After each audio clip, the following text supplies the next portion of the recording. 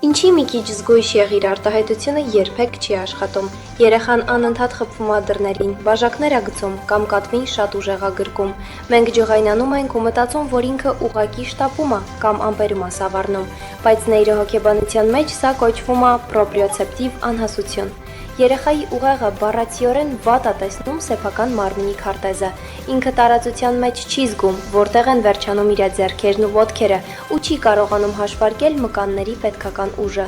Դրա համար էլ բաժակը ձեռքից ընկնում է, իսկ դուռը ուժեղ շրխկում։ Բարկանալն անիմաստ է, ինքը դա ինադու չի անում, դրա փոխարեն փորձեք ծանր աշխատանք նեյրոհնարքը։ Որպիսի ուղեղը տեսնի մարմնի սահմանները, մկաններին ու հոդերին պետք է լուրջ դիմադրություն տալ։ Վստահեք իրեն, խանութի տոպրակները բերել է, խնդրեք ձեռքերով շատ ուժեղ խրել պատը կամ խաղացեք տաճկա, երբ ինքը քայլում է ձեռքերի վրա։